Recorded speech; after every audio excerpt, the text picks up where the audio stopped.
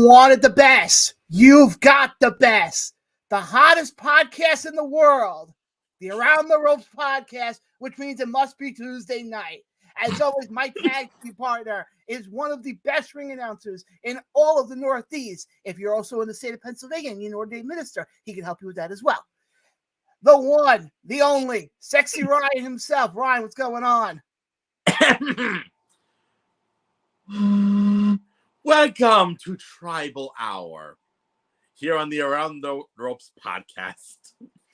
I don't know what the fuck I was going with this, but anyway. Fuck it. Anyway, we're back. It's Tuesday night once again. And unfortunately, as John said, the greatest podcast out there. Unfortunately, we could not book Dave LaGreca because he was too expensive, so you get us instead. This is basically Dave LaGreca and Bully Ray if you order us off a Wish. But yeah, but we also have two phenomenal guests tonight before we get into what we got coming up tonight. Debatable. I'm just kidding. At 8:30, because we are talking about this show so much in the last couple of weeks. The one, the only Sideburns will be joining us from Immortal Championship Wrestling weeks ahead of their big show happening in Utica, New York, called This Is Immortal, with our very own Ryan Peterson as the ring announcer. Hooray! Then at 9:30, ahead of WrestleBash 2 happening the end of August, David Gold returns to the podcast to talk about the big convention hitting the tri-state area over the summer. But Ryan, before we get into those two phenomenal guests, I think we got some wrestling to talk about. Do we though? I don't know. Nothing happened. I mean, there was no bloodbath up in Boston on Wednesday.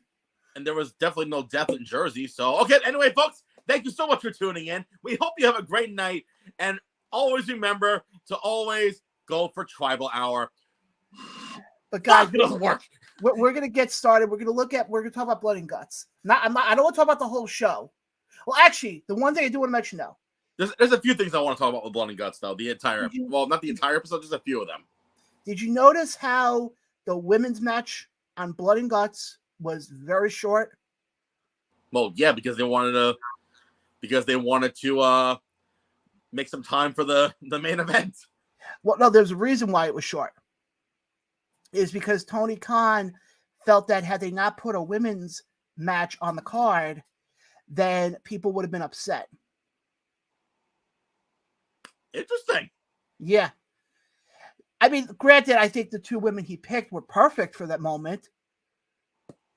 And Britt Baker, it's somebody who you and I have. I mean, you've worked with the other person several times now, including on August 12th. On August 12th in Utica and Miss Kayla Sparks. Yes, I thought overall, I thought it was, for what its purpose was, I thought it was a good and decent match. Sure, we'll call it a match. We'll call it a match just for legality purposes. I'm saying for the purposes of it. Yeah, of course.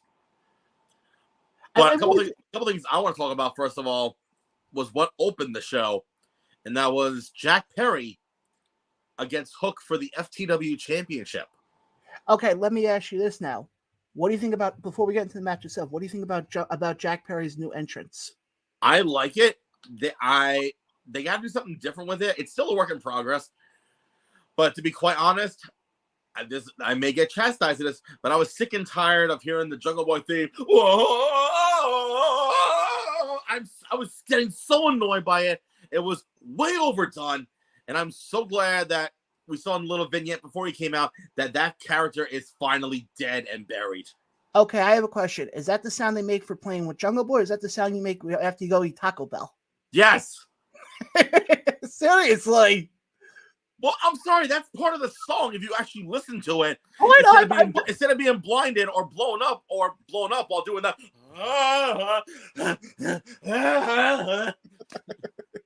Seriously. Hey, it made. I think I forgot who sung that originally back in the 80s. Well, apparently they made them royalty checks. I'll tell you that. But anyway, I thought it was a decent match between the two of them. Obviously, Jack Perry getting the heel victory. And to be quite honest, I actually like the fact that he now has a singles title.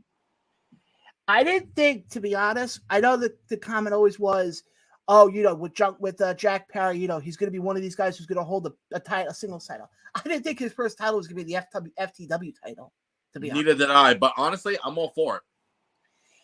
I'm just curious to see now what they do with him. Because now I think it's the first time you actually have a legitimate storyline with that. Especially also, you got to throw into another thing into the picture. There's these rumors going around on the internet about Hook, about WWE wanting Hook. Maybe that if we don't see Hook, relatively soon, then I have a feeling that those rumors may be true. But speaking of which, apparently a certain someone confirmed through the rumor mill, of course, but somebody confirmed that they will be joining the WWE. Who? Some Brian Pillman Jr. Yeah, I want to get into that. In a bit because I'm curious to get your take about what you think his character should be. Because somebody said, how about giving him a loose cannon gimmick? I'm all for it, especially that it's Shawn Michaels running NXT. I have a feeling that they might run with that angle. I just hope to God when they bring him in, I hope it's not one of those things of, yeah, guys, this is going to be, Brian Gonzo or something. God, I hope not. I mean, there's certain names, and I know WWE does it because, they want to have the IP of the person in case they were to leave. But to turn around and tell somebody who's, a Brian Pillman, who has the last name of Pillman, you're going to turn around and tell them, oh, you can't use your last name? I think to me that's ridiculous. And then you have other talents that actually got to keep their name, like Ilya Dragunov. Yep. You also had, I'm trying to remember off the top of my head. For a while it was Walter, but then all of a sudden he decided to go from Austria to German, apparently. Well, that caused a whole controversy as it was. Yeah. If you remember about that part. Oh, of course. Especially when one of the men is Ludwig von Kaiserl. Well, they're trying to do their own. I figured at some point they were going to have freaking Shinsuke Nakamura join them and just relive the whole Axis powers again. No one who's running it? Senior colostomy bag? Yeah. And yeah, that's a shoot. I don't care. Vince, if WWE, there was a lovely retirement home in Connecticut you could put him in. Just strap him in a wheelchair, make sure he doesn't, unstrap himself, and then you're good to go.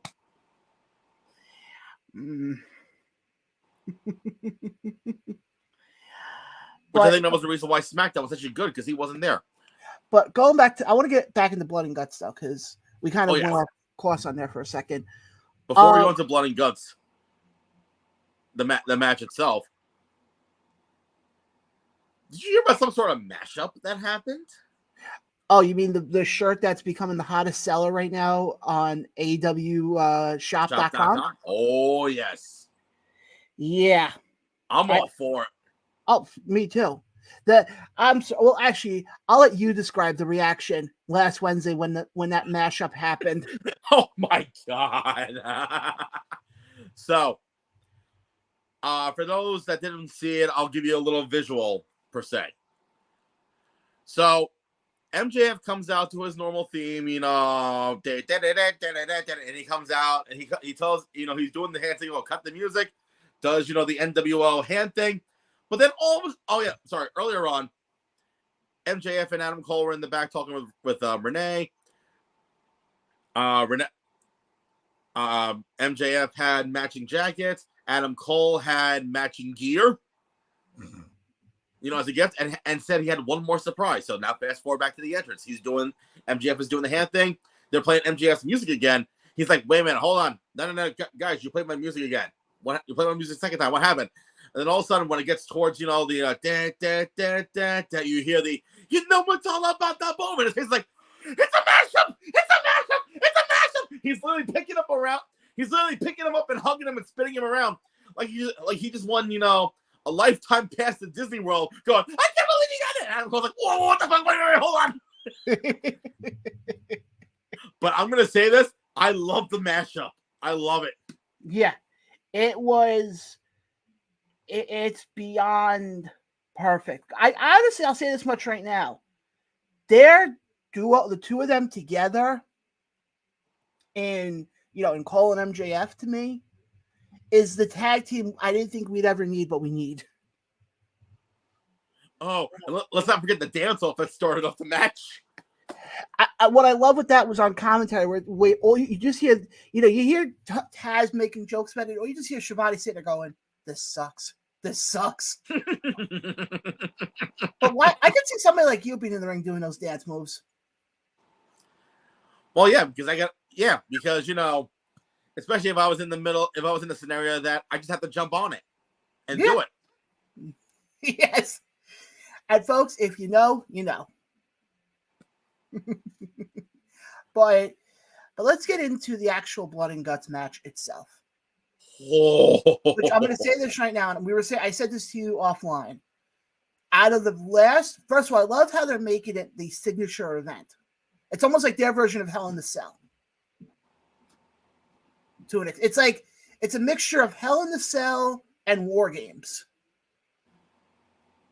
The only difference is that cage is not red for McDonald's.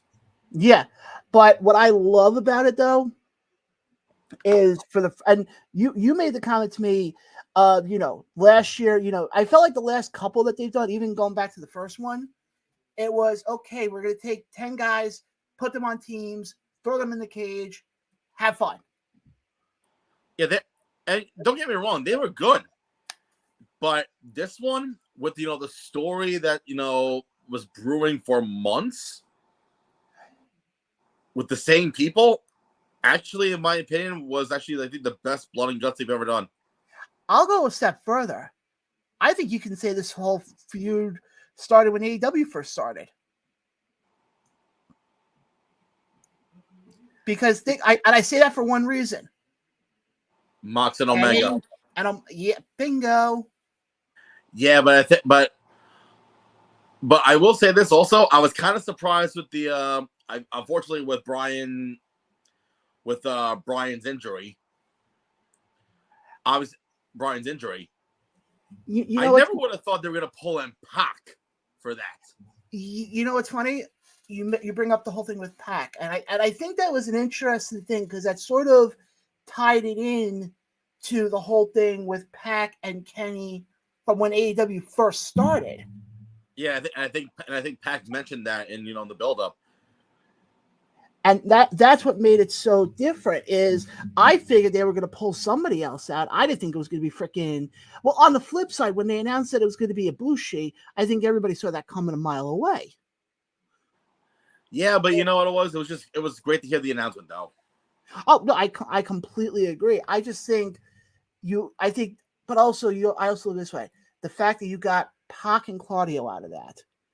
You have the whole storyline now with Don Callis taking Takeshita out in the fashion that he did. Mm-hmm. Let me ask you this now. Do you think BCC now turns face? No. Okay, first of all, do you think the Golden Elite turns face? They've always been face. There's been sometimes they've been heel. That's how they are. Well, okay, let me rephrase it then. As far as being booked, because I know how the fans can get. And the fans are going to freaking cheer for the Elite no matter what. Unless you're in Chicago. No, then they won't show up. Good. It gives them an excuse to not go back to Chicago. Yeah, good one.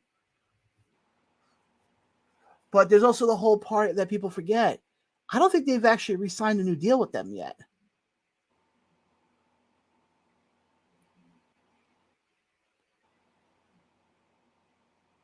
Or I think their contract's set to expire. Yeah, January. Yeah, which could make things real interesting for AEW come the new year. Well, there's the other thing. There's another person who hasn't re-signed yet. And who would that be? How about the current champ himself, MJF? Yeah, I still think personally, if I had to make a bet, I still think MJF is going to WWE. I think it's bound to happen. I don't know, honestly. The writing's right there. Especially, but the problem is, I don't think he would do well because of his character. But that's what I think going to be the kicker, though. Is I look this way. I agree. I don't think he's gonna do well. I think all this is just doing is strumming up a lot of interest for the company come the new year. I mean, who knows? Tony Khan made pull, an 11 o'clock hour, Hail Mary and re-sign him for another 5 years. He very well could. By the way, folks, if you would like, you could also comment. And if you have any questions or comments, or if you'd like to add anything, definitely leave them below and let us know what you guys are thinking. As we are talking right now about Blood and Guts, we're about to head over now into another little show that happened this past weekend. Well, hold on. Before we get to that, overall, what was your grade on Blood and Guts? Oh, I give it an A. Because also the fact that, there was not only broken pieces of glass, but there was a fucking bed of nails. I mean, you saw the intro video, the picture I used in the intro. Oh, yeah. Which, by the way, that shot that I got of Jon doing a power slam to frickin' Omega on the bed of nails was fucking. But still, it's like, they really went all out. Yeah, but that's what I liked about it, though, is you turn around and you let. This is what I was saying before. I think this was of the obviously they haven't done many of them, but I think this one really showed the level that this match can go. Absolutely, and especially with those 10 individuals in there with the story they were brewing. Because I think also you have to realize something. I think this also shows that the best way to do a Blood and Guts match is not to just put two random teams together. And Kota Ibushi is an idiot. I'm being straightforward. What gave that away? The fact that when the cameras went off, he decided to take a bump on the broken glass and said that he's fine. Like, what the fuck? Well, right. It's not normal in pro wrestling. I'm being sarcastic. Good. Shut up. Okay. Although I really do want to see this matchup happen, hopefully in AEW. Ibushi and Takeshita. I'll go a step further. There's one match I'd love to see. And this guy is not, I don't think he's signed to AEW, but he's been on AEW a couple of times. What? How about Ibushi versus El Hijo de Vikingo? Yeah. You want to talk about a matchup of two opposite ends of the spectrum? Or if they really want to, just fuck with the fans, Kota Ibushi and Minoru Suzuki. If that's the case, then you have to give everybody in the front row a shield, because that's gonna be that's not gonna be a bloodbath because there's gonna be weapons involved. That's gonna be a fucking bloodbath for the amount of chops that happen. No, it's not gonna be a shield. You know what they're gonna do? What? Do you have let me see your ticket? Front row seat? Okay. Stand over there, please. Okay. Step in this little pad, okay. And it'll be people with a freaking leaf blower blowing up an inflatable pod. An inflatable bubble for the individual or couple, depending how many seats there are. Like, how many of you are there? 6? Okay. One there. Okay, here we go. It rises up. Okay, you 6, go to your seats. So almost like when WWE goes to Saudi and you can see the people in the front row who have like their own couches. Yeah, they're gonna have. Yeah, but the thing is, they're gonna be sitting on a bench because I don't think those will fit in the chairs. It'll be the front row will be all biodomes. Exactly. Our buddy David from across the pond is checking right now. He goes, "Hey boys, love Blood and Guts." Yep, David, that's what we're talking about right now is Blood and Guts. And I mean, I'll put it this way. I said this before. I like the setup for this year's. I like the build. How many times, Ryan, you've been on the show not long enough, and how many times do I talk about storytelling on this show? Yes. And how much storytelling did that match have? Yes. I sound like a broken record at this point, but it's the God's honest truth. When No, you yeah, got I good agree. storytelling in a match, you're going to get people invested. And you also have to look at it this way. And then we'll get into Death Before Dishonor here in a second.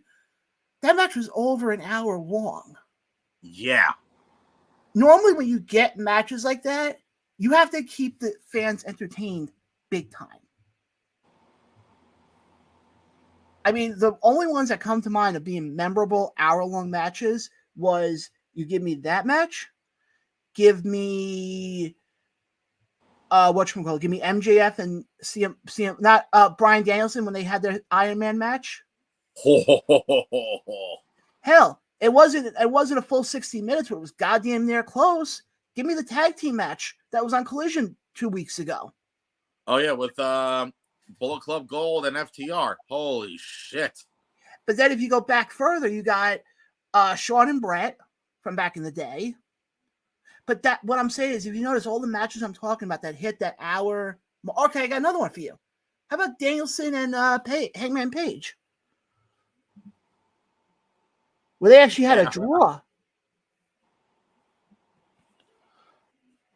Now imagine if they gave Kenny Omega and Bryan Danielson a draw. A 1 hour draw, not a half hour. Yeah. David chimes in and goes, the first time I actually got the storyline with AEW without losing me partway. It definitely, I can't even fucking read it right now. I can read it. TK definitely thought this one out properly. Yeah. I agree. I completely agree. Because he what he did was he actually let them wrestle. He let them tell the story. Because the one thing also with that match is you didn't see, yes, I mean, obviously, with the Bucks, damn well you're going to get your 450 splashes and your moonsaults and, all that crap. But they also had other moments. Obviously, we talked about the bed of nails, the glass spot. How about the spot where one of the Young Bucks was up top and was making it rain thumbtacks? Yeah. So you had moments there. Now what I'm curious to see, and obviously AEW tomorrow night emanates from the MVP Arena in Albany, New York. But my point is this. Oh, okay. Ryan, we're actually going to hold off on Death Before Dishonor. What was there anything else you wanted to say before? No, I pretty much just want to leave it there because actually our guest is here. Okay. Actually, I'm going to let you introduce this one. Oh, okay. Thank you. Guys, obviously, we talk a lot about Immortal Championship Wrestling on this show. We're going to have an interview being dropped sometime this week by Brother Jonas, who's a newcomer. But we're actually going to be talking to somebody right now who is on the other side, not a in-ring competitor. He's actually one of the senior officials for Immortal Championship Wrestling. You know him, you love him, the one, the only. Come on. Sideburns, welcome to the show, my friend. Hello. Thank you, guys. Pleased. What's going on, man? Not too much. Just happy to be around. That's always a good sign, man. So let's get right into it. Before we get into, with Refin, what got you into wrestling, first of all? Well, I've been a fan ever since I was a little guy, about 4 years old. Really, it was that love of wrestling and the performance aspect of it. And then the good fortune of having my friend Ben Hameen be in the business to kind of give me that foot in the door. Ya Allah, everybody. Praise to be Allah. Sorry. And about 10 years ago, a little help from him got my foot in the door, and then I've been going ever since. Right. Now, when you started, training with Ben, was your mindset of like becoming I want to be a wrestler, or was it you wanted to actually be a referee?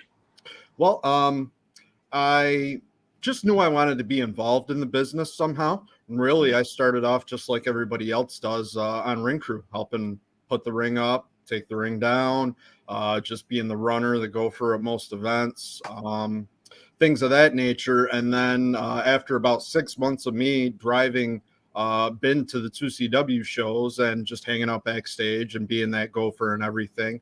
He put the bug in my ear to say, hey, you're a good actor. Why don't you pick up a referee shirt and try your hand at that? And that really was my only way to the front of the camera per se, because I certainly don't have the build to be a referee. And announcing was, something I may have been interested in, but you're not out there enough for it. And being a referee, I'm actually really able to be right there, ground zero with the wrestlers and help them put on this performance art. So what was your first show then as a ref? Was it with 2CW or was it with another company? Yep, my first show was with 2CW back in August of 13.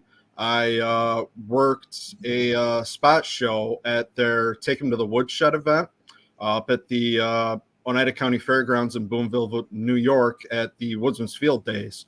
And I worked a spot, one match on a spot show with Studley Steve McKenzie taking on Guero Loco at the time. Everybody knows him now as Father Derek, though. And after that, I had one 6-man tag match on the main show at that event, and we were off to the races. I was working for 2CW every show up until the very end, and then moving on to other promotions. Right.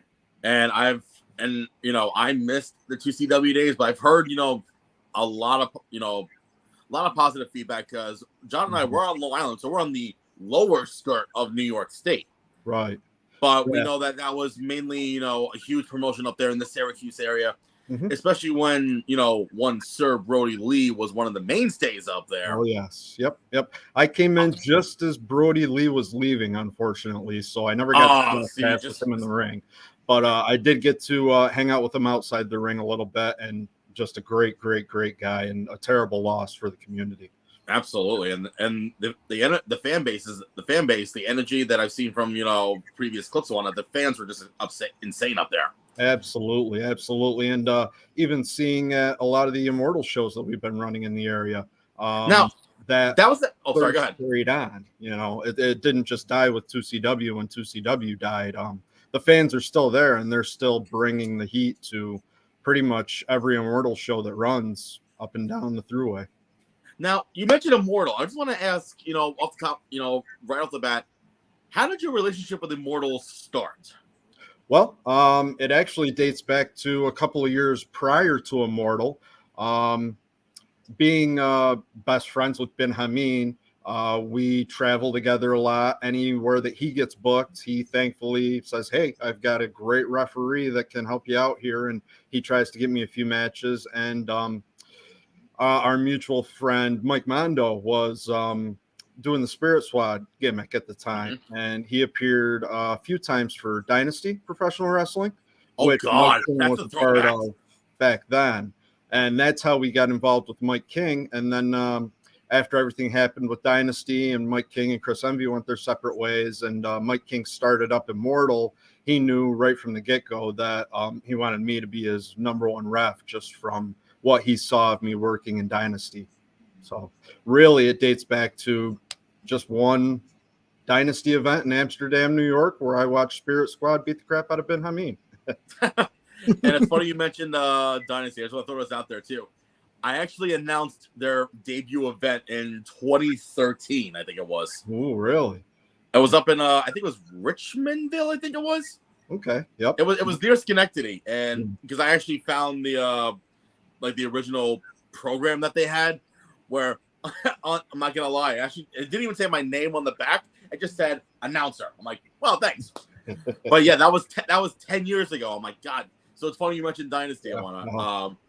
And I've known Chris for a long time, and Chris is always been great, awesome dude. But go ahead, John. You're next. So now, obviously, we talked about how you got your foot in the door with Immortal. How did you? Obviously, I know you have the sideburns here, but how did that become what people know you as now? Well, I've had sideburns ever since I was 12, 13-year-old guy, and I just so happened to grow a great big beard right as I was starting to drive Ben to the shows at 2CW and everything. And so everybody saw me on the ring crew with this huge beard, and they had no idea that I rocked a mean pair of sideburns. So after it came time to do refereeing, I knew, well, I can't really have this great big beard pulling attention. So I'm just going to have to go back to the official clean-shaven professional look. And I just went right back to the sideburns, and a couple fans in 2CW, some of the front row crew, they adorned me with the nickname. Thankful it wasn't mutton chops and it is sideburns. So got that going for me. And they started the Sideburn chant at a 2CW show, and it's just followed me ever since. Well, actually, Ryan, go ahead. No, go ahead. I'm just laughing. That's actually great. Because I was going to say, I was actually at the last Immortal show, the one in Cobleskill, and I was sitting in that front row area. I was second row, but still in that same area. And all I can remember was I forgot what Matt. I think you had done the main event that night, if I remember correctly. Mm-hmm. And all I remember was everybody in the area started not chanting for the wrestlers; they were chanting for you. Yeah, I'm humbled. I am absolutely humbled by it every time it happens. I just sat there. I'm like, I didn't think a referee had to get himself over. Yeah, I can't believe it myself, but there's some quality about me where it's just pulled these super fans into knowing and loving me, and I know and love them just as much. Right. Now you've been in this industry for a pretty hefty time. Yeah, coming up on a decade next month. Congrats. Welcome to the club. Welcome to the decade club. I still feel green as a goose, but oh, stop. Now I'm putting you on the spot here. Out of all the events that you've officiated, can you is there maybe one, maybe two moments that you know that you'll remember for the rest of your life? Oh, absolutely. There's dozens of moments that I know I'll remember without a doubt. But just off the top of my head, two? Yeah, okay, I'll give you two. It's going to be tough to narrow down. Yep. There's going to be a bit of recency bias here, but being able to officiate Ben Hameen's title wins, that's one that I'm going to remember for a good long time, because, I mean, him and I have known each other for, almost 30 years at this point. And ever since we were just watching wrestling, had no idea either one of us was going to be involved. Coming all the way to, okay, well, now my friend is the world champion in two different promotions, and I got to officiate both of his crowning moments per se. And I mean, everybody knows that the world champion isn't the highlight of the show necessarily, but it is an accomplishment to say, a promotion trusted me enough to at least be able to carry their belt for a time and drive their business essentially. And it was great being able to be a part of that with him, because I know it meant a lot to him and it meant a lot to me too. And the second one, I'd have to say, on a less sentimental note, but great just the same, is for the 2CW reunion shows that we did a few years back. I got to referee Alex Shelley versus Davey Richards, which was an incredible match, and called mainly on the fly. There was a lot of communication that I had to relay. So it really utilized a lot of my skills and talents, and even all the way to the point of some improv skills where Davey Richard called a separated shoulder in the middle of the match, and he pulls me over and says, "Hey, come here, tug on my arm like you're trying to reset my shoulder. Give it a really good tug." And just being able to be involved in on-the-spot moments like that certainly makes it a memory that I'm not going to forget. And then there's dozens and dozens more, from the biggest memories to the smallest of things, Wow. But actually, Sideburn, before I get to my next question, we actually have some comments coming in that I'd just like to read here. First one's actually from a friend of ours over across the pond. Ryan, would you mind reading it? Sure. So our friend David, who lives in the UK, says, and I quote, "Refs, in my opinion, are underrated and deserve both a lot of credit and recognition and respect too." Thank you, David. Thank you. You're 100% correct, I've got to say.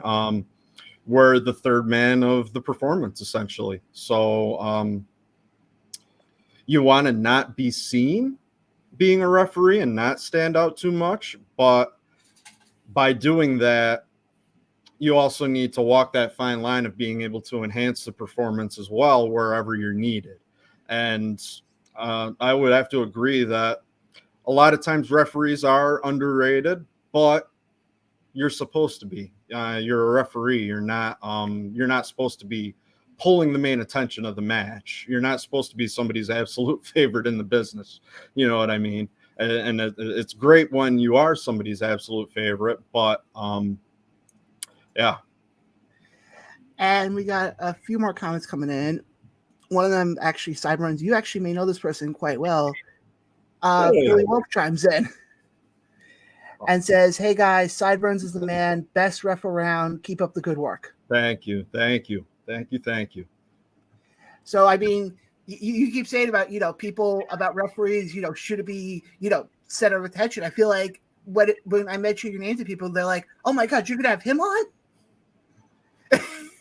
Yeah, and that's kind of my personal curse almost, is I want to stay small. I don't want to be terribly big, but I'm just so well known at this point where it's become a thing, Well, okay. Before we get into what's happening on August 12th, because we've been talking about a lot on the show. I want to get your take on the last Immortal show, the one that happened up in Cobleskill. First of all, I'm surprised nobody sweated there. I'm surprised nobody walked out of there and didn't lose 10 pounds because of sweat. Yeah, I did. I can vouch for that. I did. That place was an absolute sauna. But every wrestler I spoke to said that that's the loosest they've been in a long, long time for a show, just because how hot and humid it was in there. You didn't even really have to stretch. It was just everything was nice and loose and ready to go. I guess my question for you is this: how did you feel about that show? Oh, it's great. I feel like it's been one of Immortal's best shows to date, honestly. There was a lot of business that needed to be told in the show, and it was interwoven quite nicely and throughout all the matches and everything. Shout out to Bobby Bates, who unfortunately got injured there, blew out his knee. Hope for a speedy recovery for you, bud, if you're seeing this. But yeah, apart from that, everything went flawlessly. The crowd was very hot, both in the literal and the figurative sense. And yeah, we packed that place in. And honestly, it's one of my favorite Immortal shows that I've done to date, I'm going to say. I was going to say, you couldn't have packed that place in anymore. Nope. Next year, or later this fall, if we go back there, we may have to put everybody outside. Which actually may not be bad, to be honest. Yeah. I'd rather be up there and have it be 60 degrees and kind of freeze my ass off a little bit than be in that building and it be 90 and I'm sitting there going, that was a sweat box, an absolute sweat box. But no, go ahead. I was just going to say, we've worked in a few arenas like that. The JFK arena in Rome is notoriously hot in the middle of summer. It's just got an old tin roof on it, and even though it's an ice rink, it just bakes inside there. And yeah, it's something that we've become accustomed to over the years. Right. So now we're going to switch gears from an event that had a great crowd and no air conditioning. We're going to fast forward now to a couple of weeks where in my opinion, because obviously I'm on the card as well, just saying, it's going to be not only possibly a bigger crowd, but more importantly, we're going to have air conditioning. Thank goodness. Oh, my goodness. I cannot tell you how pumped I was for that. And the fact that this is Immortal's first live pay-per-view. Yes. How do you feel? I mean, you've been at Immortal since the beginning, correct? Yes. Yep. So, in your opinion, to not only myself and John, but to the viewers and listeners out there, how do you feel about the progression of how Immortal has transformed from starting back in early 2019, fast forwarding, having to take some time off due to some bitch of a pandemic named COVID, and then returning with still no pun intended, blaze of glory, without going all the way up to, I think it's their 29th event coming up, and it's their live pay-per-view debut. Yep. So how do you feel about the transition and everything? Well, I can't be prouder of the crew and everybody involved. to go from just a tiny little offshoot promotion filling a hole in the Mohawk Valley area and along the Thruway corridor where no independent promotions were really running at the time, all the way up to booking a venue like the brand new Nexus Center in Utica, where we're having our show on August 12th, and being able to get out there and get our product on iPay-per-view. It's something that I'm really proud of, and I'm really proud to be a part of as well. And I can only hope that this only grows Immortal to be even bigger and better than it has been on the first 29 shows leading up to this point. And more importantly, we have air conditioning. Yes. That needs to continue on every show after this point as well. Yes. That should be in our contracts before we say yes to the booking event. Right. Building must have air conditioning. Well, I was going to say, I remember at the Cobleskill show, I have to pronounce it the right way because I pronounced it wrong a couple of times and I've gotten some looks about it. I remember when they announced the show, and I kid you not, the fact that the ring announcer said that there's going to be AC, I thought the building in Cobleskill was going to fly off. Yeah, that was the biggest pop of the night. Sorry, Garrett. Sorry, Garrett. No offense to Garrett, but that was a conditional situation right there. I'd imagine if that was a health cooler in that building, that would not have gotten a great pop like it did. But it was pop of the night. I was going to say, any of the heels working that show should turn around and come into the ring and cut a promo and say, I hate the fact that there's AC in this building, and watch the place pop. Yeah. I kid you not. But obviously, they've announced a few matches for the show on August 12th. Is there one match in particular you're looking forward to seeing there? Obviously, I know you're going to be there working the show, but just as a fan? As a fan, I'm definitely going to have a bias towards Sean Carr, Colin Delaney, and Enzo in a triple threat match. Oh God! Yeah, I've worked with Sean and Colin since the day I started back in 2CW, so they're both great friends of mine, and I know they can both go in the ring.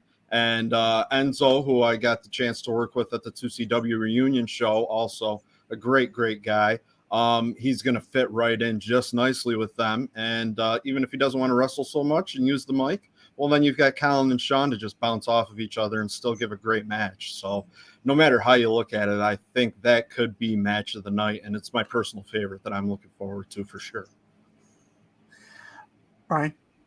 Well, a couple things. First of all, you mentioned, like the fan base up there in the Mohawk Valley area. I remember back in February when I made my return to ICW. I think it was St. Johnsville at the high school over there. Mm-hmm. And first of all, that place was packed. Yeah. And they were loud the entire night. Nobody left. Nope. Which is one thing I love about indie wrestling shows is that it's up there, because I've definitely been to indie wrestling shows and then, people like leave after certain matches. But up there, everyone stays for the whole show. And I love it because they're invested. Yep. So that's why I'm even looking forward even more to August 12th at the Nexus Center, because lately ICW's been doing like what 500-600 people. Mm-hmm. Who knows if they might break possibly even 1,000. Yeah, I believe it could be possible. We're promoting the show right. We've got street crews out there hustling and putting flyers out, and we're definitely pushing tickets through the online ticket portal. I definitely agree with you. I feel like we could pack 1,000 or more into the Nexus Center for sure. It's going to be an event that you're not going to want to miss. And folks, if you're not in the area but still want to check out this awesome event, make sure to tune into the newly uploaded new streaming network, which is getting very high praise. The Premier Streaming Network. Mm-hmm. I think, in my opinion, the best streaming service out there today. Just saying. Not because I'm on half of the shows that are on there, but that's besides the point. I was wondering if there was some type of little bias there, but hey, well, I can agree with you. It is a great platform, easy to use, easy to order your iPay-per-views on there. So definitely make sure you check it out and check out ICW on there. Now, but my question to you is, we mentioned, the triple threat with Shawn, Colin, and Real One or Enzo, whatever you want to call him nowadays. But not to mention also we got Dirty Dango on the card. Yes. And apparently for this person, I'm looking at you, John. If you piss off this person, he might put you in a one-on-one match against The Undertaker, and that is Teddy Long. Teddy Long. I'll let you hear me, player.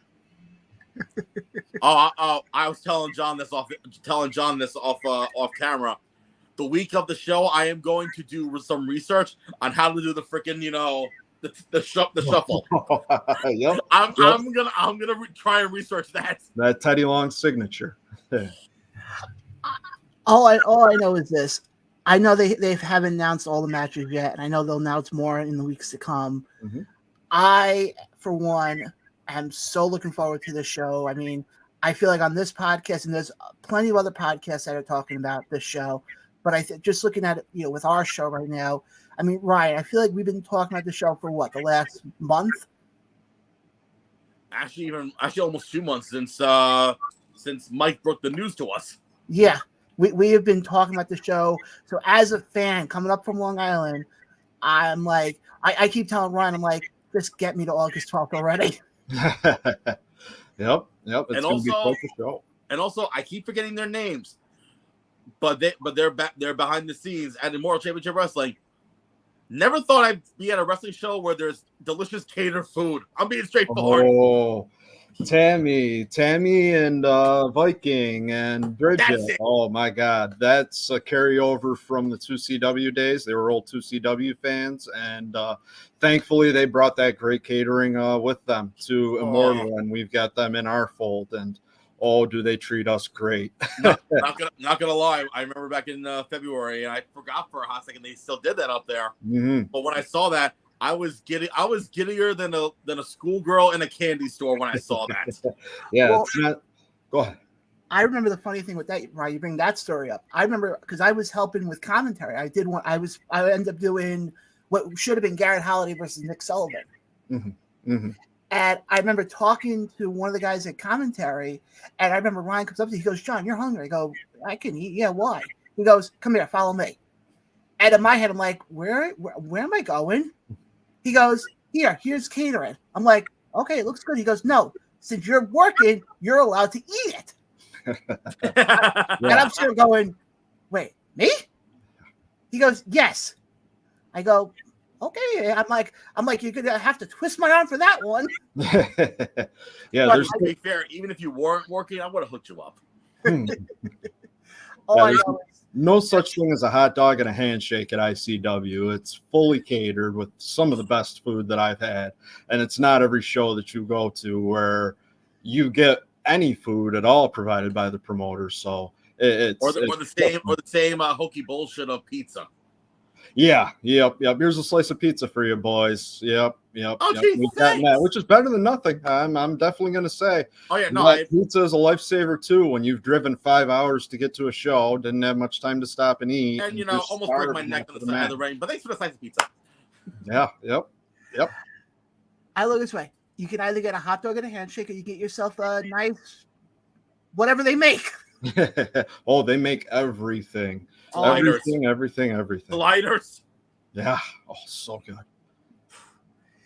But one thing I noticed, because I've been up there now a couple of times to a couple of shows up there, and I know you guys were talking about it before. The crowd is like, I've been to a lot of shows in Jersey, and that crowd can get rowdy.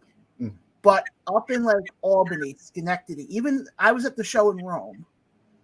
And that crowd, a great example in the Rumble match, when Ben Hameen came out and Blaze came out, obviously they came out separate times. You heard you heard the 600 people plus in that arena chant out USA. Oh yeah. You might as well have thought it could have been Madison Square Garden the way it sounded. Mm-hmm.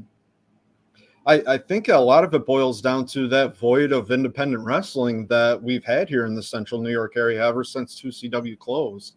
And furthermore, we kind of really still follow a territory type style up here in central New York where like the guys out in Rochester aren't going to be running any shows, past Weedsport or anything like that, just out of respect and out of cooperation for the people who are running, Syracuse and Rome and Utica and Schenectady. And same thing with the Buffalo Boys too. Yeah, and yep. And so as a part of that, these fans, this may be the only wrestling show that they're going to get for 2 or 3 months. So they're thirsty to just let all that energy out, and I'm happy that we can provide it, and I'm happy that they provide it for us too, because the fans make our product that much better, I have to say. I'm just going to say this right now, and this is not meant to be a shot at any company in New Jersey, but why can't the New Jersey companies follow that same model? Yeah, I know they've got a bit of a glut down there. Oh, that's an understatement on that end. Yeah. But Ryan, do you have any more questions for Sideburns? Obviously you already said it already, but stupid question. You looking forward to? No, actually, is this your first pay-per-view? No, I've done probably 4. No, actually, I've probably done about half a dozen at this point. Okay. Dating all the way back to 2CW when they first started doing their iPay-per-views. Flawlessly, might I add, with no streaming hiccups or anything like that, unlike some other promotions that were trying to run iPay-per-view at the time. That's a classic Josh line right there. I'll let him get that in. But yeah, I've done quite a few, all the way from just the independent productions like 2CW was putting on, all the way up to being on Fight TV with Pro Wrestling Blitz out in Chicago area. And then I'm working for a promotion out in the St. Catharines, Niagara Falls area of Ontario, Canada, Crossfire Wrestling, which their monthly show is aired live, not live, but it's aired taped on your TV Niagara, which is a local TV station out there. So, yeah, this is not my first rodeo with the iPay-per-view and working for TV, and hopefully it's not going to be the last either. But for this one, for August 12th, mm-hmm. do we see Ref Sideburns coming in all casual, or do we see him pulling off the pay-per-view the pay-per-view attire that you see like the big leagues do for big pay-per-views and coming in like a 3-piece suit? We don't really have the dress code rules at Immortal Championship Wrestling. I know. Yeah, so I'm being in the middle of summer, I'm probably going to stick with my traditional pair of shorts and a polo shirt. All right, sounds good to me. That was my final question. Sideburns, I got one last question. Yes, sir. You might have it, I just don't know. Are we ever going to see Sideburns shirts? We do. We do have Sideburn shirts. They're available at Immortal Championship Wrestling. It's an Immortal Championship Wrestling exclusive. They are very nice. Respect the Sideburn shirts, and they're available right at the Immortal merch table. You can get them right there. As far as expanding out into pro wrestling tees and things of that nature, it's a hard maybe at this point. It's a hard maybe. Okay, so that basically just added another name of my list of a shirt I'm going to buy from on August 12th. Always appreciate the support. Oh, absolutely. But before we let you go, where can the fans find you on social media? And other than the Immortal Show, do you have anything else coming up that you like to promote? On social media, really, I don't have a Twitter presence anymore. Don't have much of an Instagram presence, but you can find me on Facebook. It's Jason Massey on Facebook. And as far as events coming up, we have the Immortal Show on the 12th. And then I'm actually booked in a couple of spots in September for Wild Zero and for Crossfire Wrestling. And beyond that, just be on the lookout, because you never know where I may pop up next to count that 3 for you. Yeah, apparently you just counted the 3 because you and Ryan just switched on the screen. I have no idea what happened there. I didn't touch anything. I'm going over, apparently, from the looks of it. Well, I mean, come on. It's you. Come on. Yeah. Sideburns, thank you for joining us tonight. Thank you for having me. The door's always open for you to come back on. Absolutely, I'd love to. And can't wait to see you on August 12th. Actually, before we let him go, aren't you doing something on the 12th? Yes, John? the Kickoff podcast. We'll talk about that offline. Well, I was gonna say possibly have him on, during the live pre-show. Oh, Yeah, there we go. That's a possibility, guys. That's yeah. always a possibility. Like I said, we get closer to it. I'll start figuring out the people who I want. Obviously, Sideburns is one of the guys I'd like to have on. Thank you. I'd be happy to. Well, again, Sideburns, thank you so much for hopping on. Can't wait to see you August 12th, my friend. Yes, thank you guys. Take care. Have a great night. Take care. You too, man. So, are you good now? Are you going to stay in one spot? I don't know what happened. All of a sudden, I see your camera goes off, and I'm like, oh shit. And then Sideburns comes up by me, and you're going on the bottom. I'm like, what the fuck just happened? I didn't touch anything. I swear to God.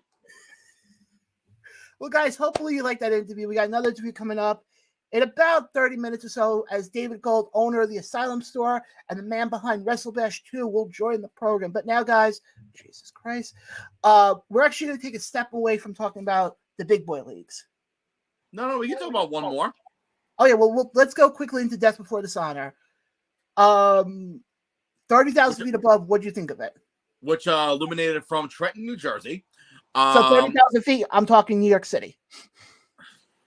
Anyway, solid card. They always do well. They always draw up. My takeaway matches of the night was the trios trios fight without honor match between the Dark Order and the Righteous, and the Righteous with Stu Grayson, which I didn't even know about. Yeah. Definitely Claudio and Pac. The tag team fatal 4-way, which has new tag team champions in Aussie Open. Really? Yes. Oh no. Yes, that I did see because I put it in the freaking Hello, you put it in the opening graphic. and also the Pure Championship with Shibata and Daniel Garcia. Say what you want about Garcia. He's one of the best out there today. He is. The only thing I just wish he would stop doing is the stupid dancing. Yeah. No. There was only one guy who I feel could get away with doing the dancing gimmick. And is he going to be there August 12th? Bingo. There you go. But also, this was the first time ever, too, by the way. The main event. Yes, which I'm surprised. Hold on. Let me backtrack on what I was about to say there. I'm not surprised they closed out with the women. However, I'm surprised to the finish because they closed out the show, if that makes sense. You're surprised by the outcome. Yeah. But in my opinion, the fact that they closed out, the fact that Tony Khan trusted Willow and Athena to close out one of their big four pay-per-views, as they're calling, as basically it's called. And that matchup was phenomenal. I think they went 20 minutes, I believe. Yeah, something like that. Athena's been phenomenal, for many, many years. And Willow, I've known Willow since she started training, and seeing her progress to where she is today, I couldn't be any more prouder. And here's the funny part. I think I read something that Athena now became the longest reigning women's champion in Ring of Honor history. So that's probably why they main evented the show. That would make sense. But and actually, according to a website called CageMatch.net, where they do ratings on everything and whatnot and give out results. Yeah. I happened to see it earlier today. Out of 145 votes, out of all those votes, there was an average rating of 8.95. That means you're doing something right. That means you're letting them actually wrestle. Yeah. Well, also, if I remember correctly, Tony Khan isn't directly booking Ring of Honor right now. Isn't it Jerry Lynn and Stokely Hathaway? I think so. I would say from I don't watch Ring of Honor that much. I catch it occasionally. Yeah, but I don't either. And I got to start watching it more. But I feel like when you got a guy like Jerry Lynn, who's let's say what it is, has a mind for this business, and you got Stokely Hathaway, who he may be a pain in the ass on the microphone, but he gets people talking. Absolutely. Now, let me ask you a quick opinion. But overall, Death Before Dishonor, no surprise. They solid. And I think I also like the fact that in this rebranding, or however you want to look at it, with Ring of Honor, they're not going for the TD Gardens, the Madison Square Gardens. They're going for the granted, they're taping Ring of Honor, I think after or before Collision on Saturday nights, but still after. Okay, but still. But my what I like though is that they're going for like places like the Cure Center, where they were on Friday night for Death Before Dishonor. Yeah, they're doing the smaller arenas. Which, if you remember, that's what AEW did at first. Yep. And now we saw them freaking sell out TD Garden this past week. I don't think they sold out TD Garden. They were pretty damn close. I heard mixed things. I think it was like a half full arena, but still, it was the biggest crowd they've had in Boston. Yeah, and then like I said, I know tomorrow night they're emanating from Albany, so damn well the crowd is going to be electric. And then September 20th, they're back at Arthur Ashe.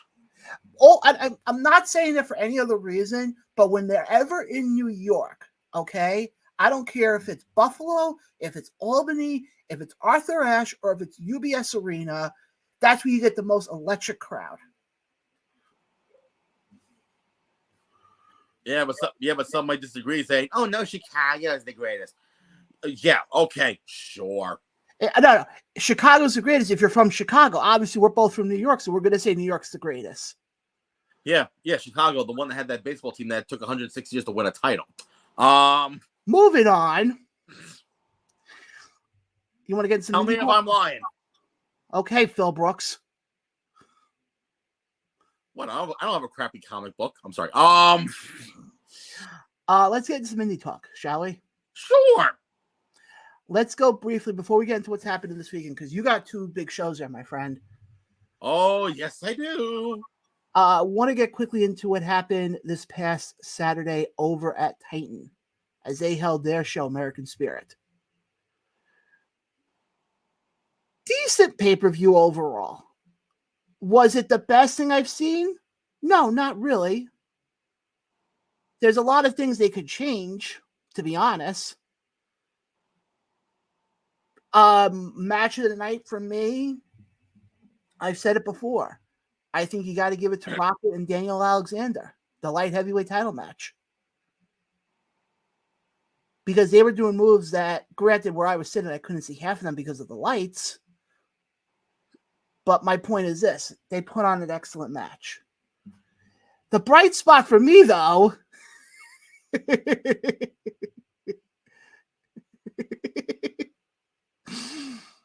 was when a certain podcast host decided to klutz his way into the ring.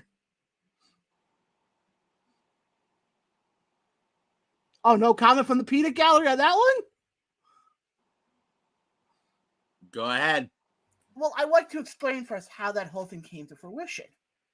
Obviously, it was announced. Hold on, because I don't want to get expanded here, but let me get myself off screen so that way Mr. can have his ego inflated. So, John, you can stay on. Actually, I need to get a drink anyway, so, okay.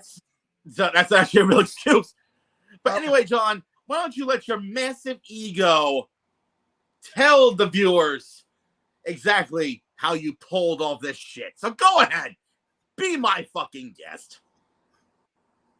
Okay, so... Boo! This guy sucks! So you had to get something to drink there, Peterson. That wasn't me. That was the fans. Oh, yeah.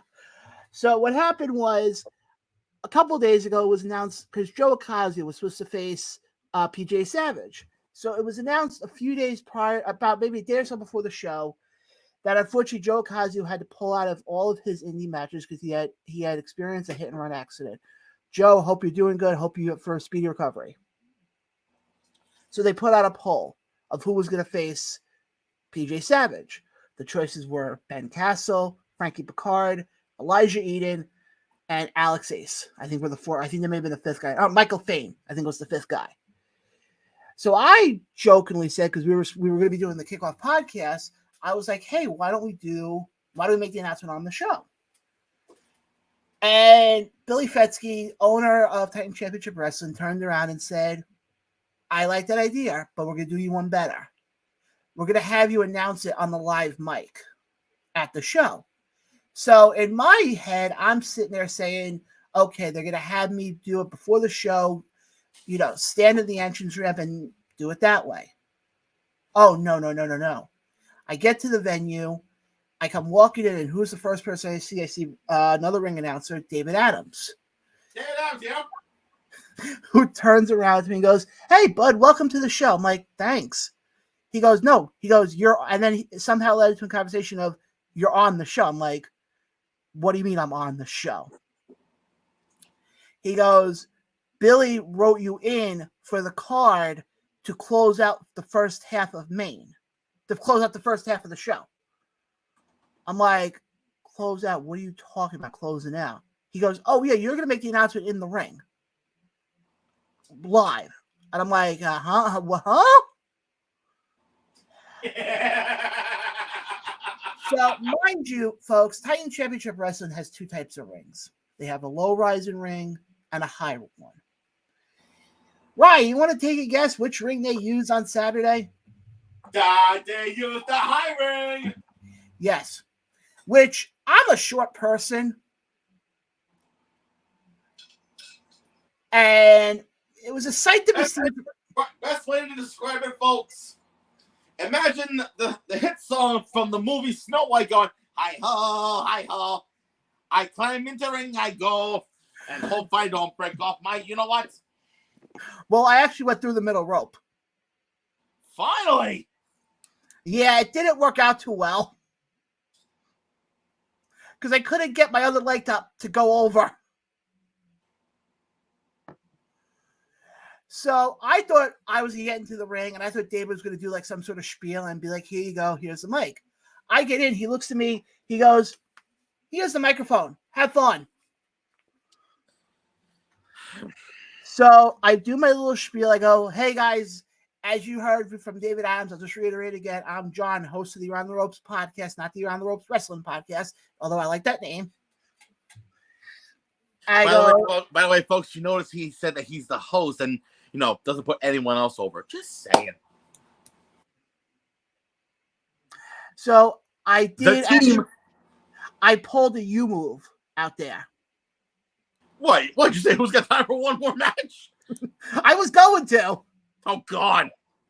No. Who's got time for one more match before intermission? No, instead I turned around, I go, the fans should be very proud of themselves. This poll that they did had over 400 votes in it, which is the most active poll done by Titan. And I started looking around, everybody started cheering. I go, okay, would you guys like to know who? I started, I was sitting, okay, would you guys like to know who won? So I go through the whole list, and I go, okay, before I get to number one, I go, can I please get a drum roll? You hear everybody start doing at that point, all of a sudden, a switch went off in me. I take the microphone. I'm looking dead straight I'm not looking at anybody else. I'm looking dead straight into hard cam, which is right by where the entrance was.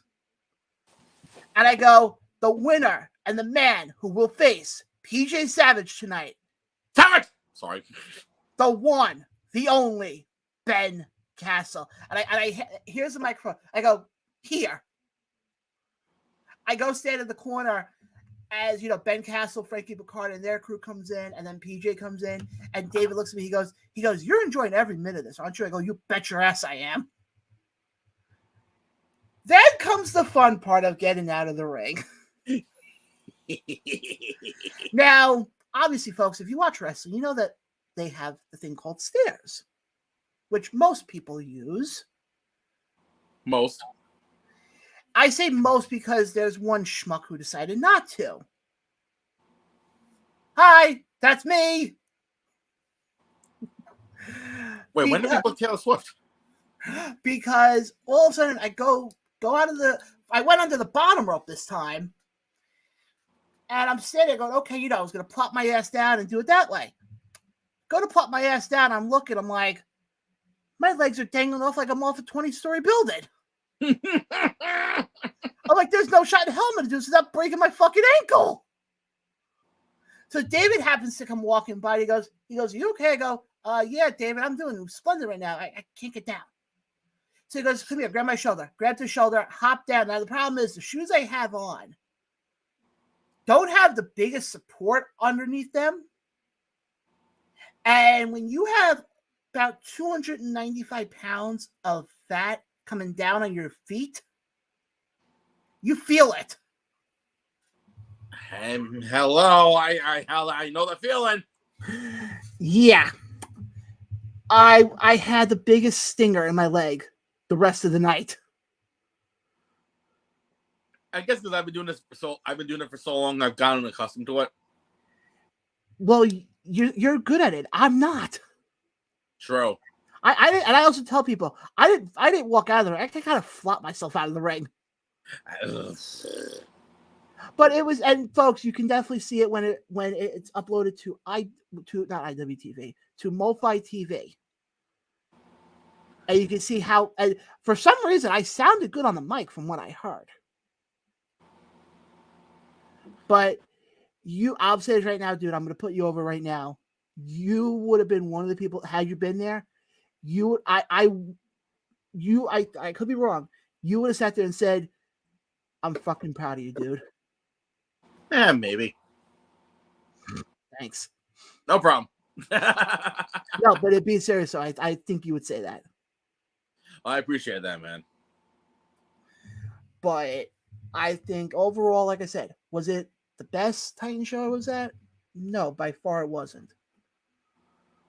But again, they also did announce today, September 16th, Titan Championship Wrestling returns to the Highline Arena for their next show.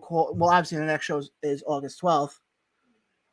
And so they have that. But on September 16th, they're doing a dual show with them and Goddesses of War called Blaze of Glory. So if you're interested in tickets, definitely go buy tickets. Go support Titan Championship Wrestling. But enough about Titan. I want to get to the two big shows that are happening this weekend. Oh, yes. And Ryan, since you are the ring announcer. And I may need your help for this one, actually. Okay, I will let you. I'll explain. Okay. But go ahead. You finish your statement. No, I was going to say, let's first talk about what's going to be happening Saturday at 106 Bergen Avenue, Ridgefield Park, New Jersey. Whoopity-doo! The Mecca. I call it something else, but we will not say that on air. Nope. If you know, you know. Do we have any comments before we start? Yes, you do. Brian actually chimes in here and goes, I'll say this, even though we met a few times, you're a cool guy in my book, and I'm proud of the journey you've been on. Thank you, Brian. Appreciate that, man. I have no idea who that is. That's someone I think you know. Yes. And you know him, by the way. You've met him before. I'll explain to you off air who he is. Okay. Any other comments? No, that was it. Oh, I forgot the ones here from our Steve. He was about to ask a question to our previous guest. Sorry, Steve. Oh, sorry. Anyway. This is one. You remember when I made the comment about how I wish Jersey wrestling companies would follow the same track, yeah. Steve said some do. Anyway. Moving on. Go ahead. Floor's yours. All right. So, this weekend, I'm back on the microphone with not one, but two wonderful promotions in the tri-state area. That's not a shot at everybody else. That's, it's true. Saturday night at the Mecca in Ridgefield Park, New Jersey, I will be on the mic with Wrestling Is Now, once again, as this time around, they present the Maximo Legacy Tag Team Tournament, where in this contest, it is 8 of the best tag teams out there today. And whoever wins to honor the legacy of the self-proclaimed but very true fathers of the style that is today in Los Maximos. That is Jose, Joel, and Will Maximo. And not only will the final tag team be crowned the winners, but also another historic moment. We will be crowning the first ever Wrestling Is Now World Tag Team Champions. What, John? I was going to say, there's going to be two historical moments that night. What? The crown of the new tag team champions. And the air conditioner will be on. Hopefully. I'm sorry, who's talking here? Go. I was just making a joke, dude. Shut up. Okay. No, in all seriousness, he's right. I hope the air conditioner works. Well, we'll be there early enough. That's why I'm going to get my ass there early enough to actually turn it on, because the last guy that, supposed to turn it on, did not. Oh my God, why did you just do that, dude? Because the guy was like, Dad. I can't leave the bar. Yes, you can, asshole. No one's coming to buy a beer. Oh, Jesus Christ. Sorry, did I say that out loud? Do I care? No. Go on. And believe me, I felt like I was in Cobleskill with the heat that was in that building. Am I wrong, John? No, you're 100% right. I was there. I saw the sweat poured off your face that night. I think I lost 15 pounds in water weight that night. But anyway, as you make a snarky face there, you little bitch. The 8 tag teams and the first round matchups, which I'm probably going to need your help with on this one, John. Okay. And I mean, get on your phone and help me. Oh, you want me to pull up the matches? Yes. Oh, okay. You could have said that. John, could you be so kind as to pull up the first round matchups that were announced? Also by yours truly. Yeah, sure. Give me 2 seconds. Because I remember the teams. I just don't remember who faces who. Absolutely. Give me 2 seconds there, dude. And folks, doors open at 7. Bell time is at 8 p.m. live from the Mecca in Richfield Park, New Jersey. So I highly recommend checking out Wrestling Is Now, because believe me,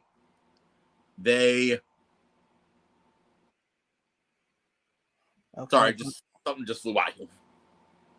Okay, apparently, give me a second here, because the one I thought I can go to, apparently I couldn't, because apparently did not have any matches on. Just bear with me 2 seconds. Just go to my page. I posted it yesterday. Okay, I'll go to. Do I go to your page or do I go to your celebrity page? Sure. Okay. They both say the same thing. Do they? Yes, they do. I made it myself. Okay, give me a second here. Oh, here we go. Oh, yes, I just saw that post, which I should have known. I actually like the post. Okay. Monkeys won the asylum. So here are the matches that they have. The first round matches. Yes. Slime Balls versus Miracle Generation. Okay. Go on. The Gordons versus the New Backseats, which are Tommy and JP Grayson with Johnny. Yes. The other 2 tag teams will be the Brick City Boys versus the Wasted Youth. Ooh, that's a good matchup too. And the one that I think is going to be the show stealer, and I think might as well see one of these teams in the finals, I think. The Audacity versus CMD. All in all 8 teams are phenomenal choices. Now, of the 8 teams that were mentioned. Oh, shit. I know where you're going with this. If you had to put money on it, who do you see coming out as the new tag team champions? This is a tough one, though. Because, would they go for an up-and-coming team like the Slime Balls? Possibly. But also, they're facing off against, I think they are still the current IWTV tag team champions in the Miracle Generation. Yes. Of Dustin Waller and Kylon King.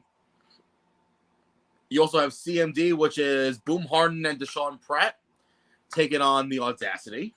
Yes. Which are former NYWC tag team champions. You also have Wasted Youth, which is Dylan McKay and the young prodigy Marcus Mathers, taking on the Brick City Boys in Jay Cruz and Victor Chase. And last but not least, you have the Gordons taking on the new backseats. Which I think that match, the Gordons and new backseats, I think the biggest thing with that match that I'm looking at is you got Robert Franklin and Kashmir. Exactly. I think that's going to be a big thing. But here's the thing I'm thinking, as far as who I think is going to win the whole thing. It's tough. Because I think you can easily set this up, because I think these two teams can feud forever. I can see it being the new backseats. With the way they've been pushing them, I can see that too. I can see that. And boom, your first feud, new backseats and SAT for the titles. Unless slime balls. Yeah, but here's the problem though. You can make the argument for any of these 8 teams. I know. That's the tough one. That's the tough, and especially Dylan McKay and Marcus Mathers, who have been dominant as not only in their singles runs, but in their tag team run as well. But we're also forgetting, Ryan, there's one other match that night. I was getting to that, but I'm talking about Oh yeah. Okay, no, go ahead. I was getting to that, but this show is mainly more about the tag team tournament. Yes, I mean, this is the problem though. You can, and we said this before the last show with the 10-man eliminator or whatever the fuck you want to call it. Which I'll get to that in a bit. I give the SAT guys a lot of credit when they put together a tournament or they put together a massive match. They make it next to impossible of who the fuck you're gonna pick. Because you know why? Because they know what they're doing. Besides that, but also they don't want to make it too predictable. Where have we heard that on the show before? I don't know. Some Stony Brook schmuck. But like I said, I think the whole night's gonna be fun. But I mean, I forgot, and hold on. Let me see if I can pull up, because I did find out how they bracketed everything. I want to see if I can pull that up quickly. Yeah, see if you can pull up the bracket. And you know what? While you're looking that up, I'm going to talk about the other matches that'll be taking place that night. Yeah, sure. And actually, for that bracket, I think if you go to Wrestling Is Now's, page. I got it right here. Oh, okay. Never mind then. Go ahead. Yep. All right. On the left side of the bracket. Now, guys, also mind you, we'll be joined by our next guest in about 7 minutes. I'm just giving you guys a heads up. On the left side of the bracket, it's the new backseats versus the Gordons. The winner of that match will go on to take on the Slime Balls versus Miracle Ones. Oof. On the other side of the bracket, the Audacity versus CMD takes on the winners of Wasted Youth versus the Brick City Boys. Oof. I'm calling her right now. This should be the finals. What? New backseats versus CMD. I would love to see that. I would too. But then here's the other thing also. And this I'm thinking going after what happened after the last show.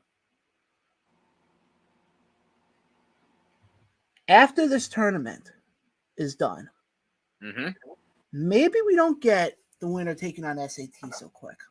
I just heard of another tag team who has one of their members actually in the main event that night. Could it be some sort of A-lister and a god? Yeah, I'm thinking maybe that's where they go with it, because damn well Papa Don, if he doesn't get what he wants, he will cut a promo. Trust me, folks, we've all been there. Oh, yes. Just again, hopefully the AC works this time. But anyway, speaking of the main event, well, speaking of the, one of the men in that little faction, not only will the tag team tournament be happening that night, but also after not only being victorious in that 10-man eliminator intergalactic space mountain match, whatever the hell you want to call it, It was a war. Let's call it what it is. Yeah, it was a war. But after being victorious in that one, and then later on, defending it,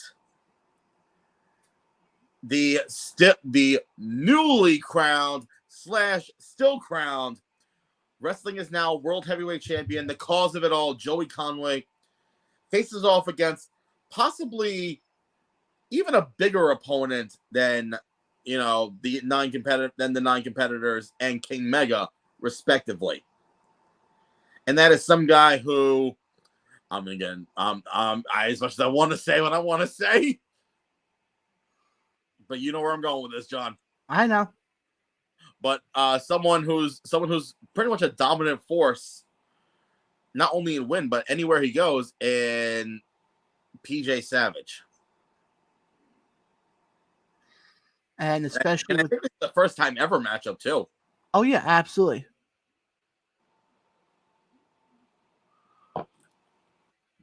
Will the cause of it all retain the title? Or will PJ go on a Savage streak and claim the title? Well, according to Papa Don, PJ's nothing more than what was the line he said when he was on with us? Oh, you mean Peanut Butter and Jelly Savage? Yeah, him. But again, folks, that takes place on this Saturday, the 29th, at the Mecca in Richfield Park, New Jersey. Doors open at 7. Bell time is 8. We pray that there's air conditioning. If not, there's a 7-Eleven around the corner. You can buy yourself 3-4 cases of water each and go from there.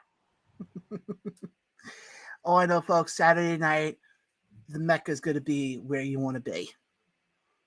But not only that, the following day,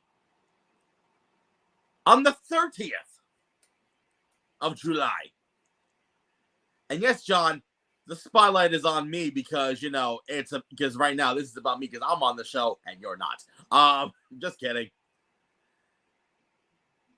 Uh-oh, John's giving me the angry millennial face. That's not good. Hold on. Yes. Oh, Steve chimes in here and says, hold on, gotta move some stuff out of the way here. And says the AC is working fine. I was there last Saturday with SWF. Good, glad to hear that, Steve. But here's what we're getting at. The last time we were there, the people that run the building forgot to fucking turn it on. That was the problem. They forgot to turn on the switch and go, okay, time to turn the AC on. Switch, okay. That's not what we were dealing with. That's not why I'm laughing right now, dude. What? Richie Sorrentino commented. Yes. I'll go to yours first before I go to mine. Oh, no. Ryan wearing a large tonight? Well, I'm actually 2X.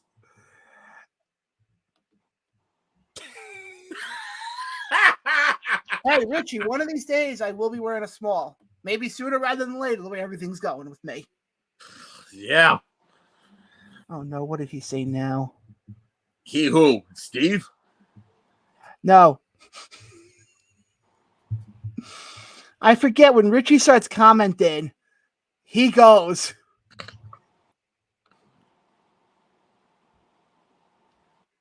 Richie, it's Richfield Park. Do I need to say more? And Steve chimes in here and goes, go talk to Kevin. He's the go-to man. Yes, Steve, I know Kevin. I've known him for over a decade. Actually, almost 15 years.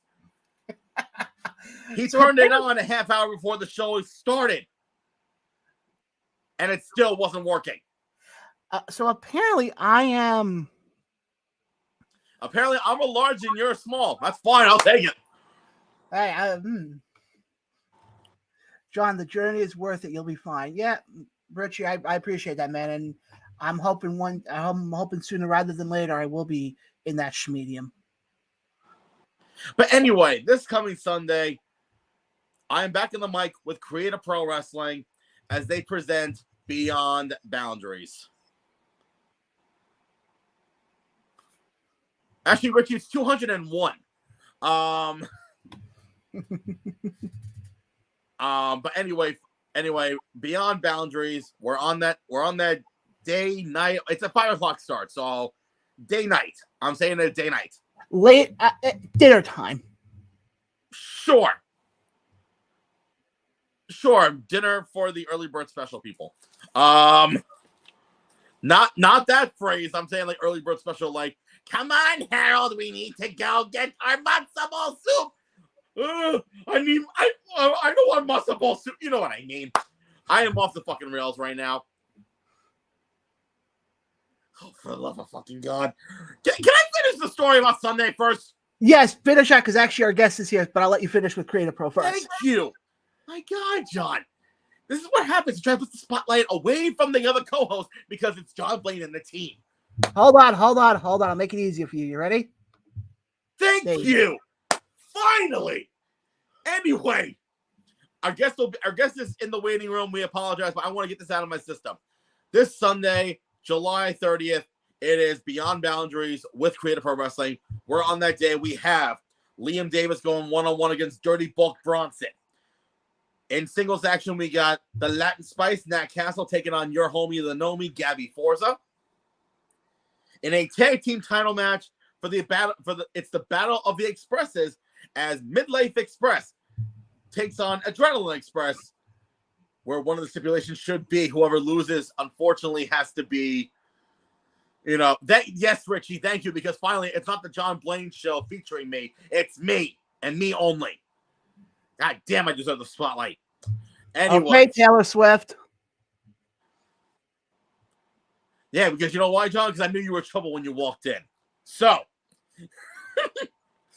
go on. Also, in 6-man tag team action, we have the team of Jay Macias, Pat Fitzpatrick, and the Dominican Destroyer Vargas taking on Philip Cardigan, the Creative Pro champion Bryce Donovan, and the most professional wrestler Brian Myers. Also, as they're calling, that's the other match I forgot to mention. The current holder of the Creative Pro Mayhem medal, not sure if it's on the line though. The sweeper Eddie Privetti takes on Evil Kip in a first ever good sweeping match. I don't know what the hell it is. You gotta find out on Sunday. And then also, oh my God, why did you do that? Why? Because I have to ask this one question about that match. No. Bitch, I'm on a roll. Okay, holy crap, dude. Bitch, I'm on a roll, so shut up. Plus, I actually remember the matches. Okay, sorry, I'll go back to my corner. Thank you.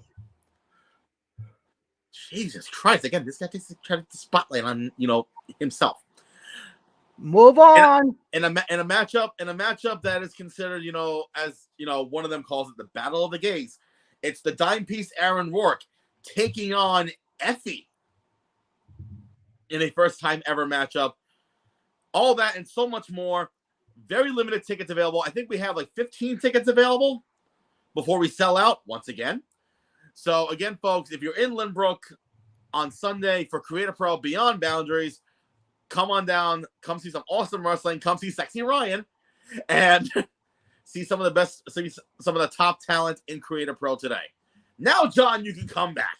Okay, good. I was getting bored in the corner anyways. So what was the comment that you had to say? Does the winner of the match between Evil Kip Stevens and Eddie Privetti be that they have to sweep something into the center and whoever gets there first, almost like the wrestling version of curling? I don't know, honestly. But again, guys, these are two wrestling shows. If you're in the tri-state area, you do not want to miss at all. But I want to talk now about one of the biggest conventions hitting the tri-state area. Once again, this coming August, they had their debut show last year. We happened to be there, so they're coming back this year with WrestleBash number 2. Awesome. And the guy to talk about it is the owner of the Asylum store and the man behind it all, the one, the only, Mr. David Gold. David, how you been, buddy? What's up, everyone? I'm good. How are you What's up, guys? Dave? Well, I just want to correct that there's multiple owners, and I'm not just the one man behind it. There's multiple people, ladies and men behind it. So just want to make sure everyone knows that it's not just me. So. Well, I apologize. No, you're good.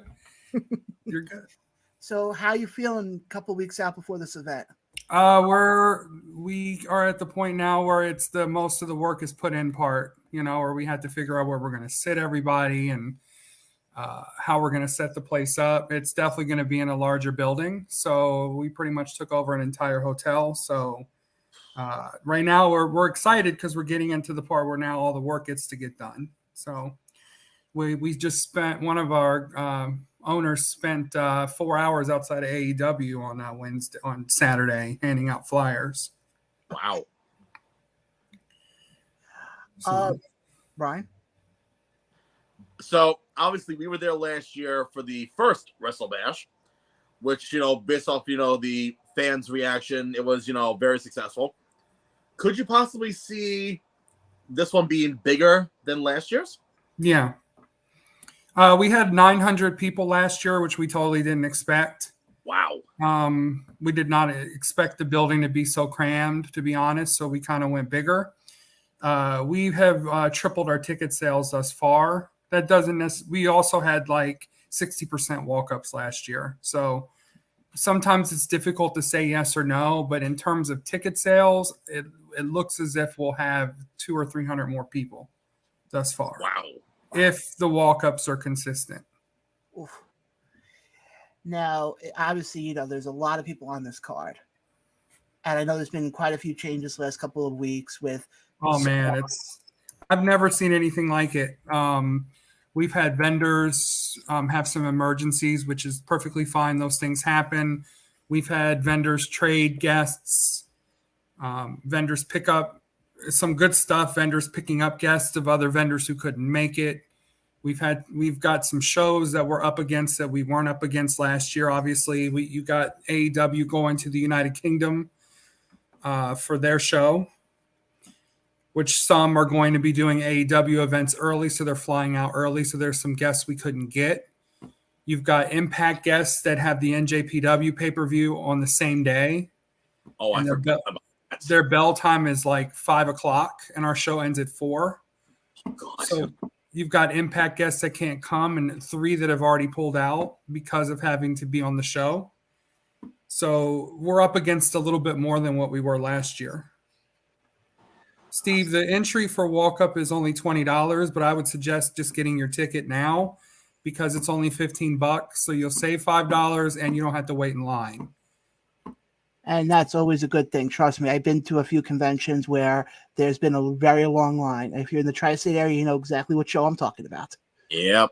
Mm-hmm. And we come outside before the show starts and give people wristbands that have already pre-sold so they can just walk right in when it's time to open the door. So you don't, you're getting in a line and then we give you a wristband. And then when the doors open, you don't even have to wait. You just walk around the people that haven't bought their tickets yet. But like I said, I mean, the names you guys pulled in this year are, when I saw some of the names, my mouth kind of dropped on a couple of them. I mean, you guys have guys like, Brett Azar is going to be there, obviously from Young Rock.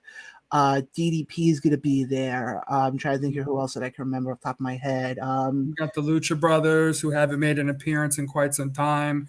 You've got Jay Lethal, who will be doing his first show as Black Machismo. So that's a big deal because he doesn't do photo ops as Black Machismo. We just announced Jim Ross. You got Thunder Rosa, Taylor Wilde, and Killing King if you want to do photo ops. Alicia Fox. I still call her Alicia Fox. I know that's not her name anymore, but, still. Bunch of big names on this list. Aubrey will be there. Penelope and Kip will be there. Ethan will be there. Some good names, and then you got a bunch of the ladies and men from the indie scene that are working their way up the ranks. So some big deal. There's a lot of these folks that are going to be working for AEW or ROH or WWE in the future, and you're going to kick yourself if you don't get your photo ops and autographs now. And if I remember correctly, isn't Colt Cabana recording an episode of his podcast? Unfortunately not. We're not going to have that any longer because his vendor had a medical emergency.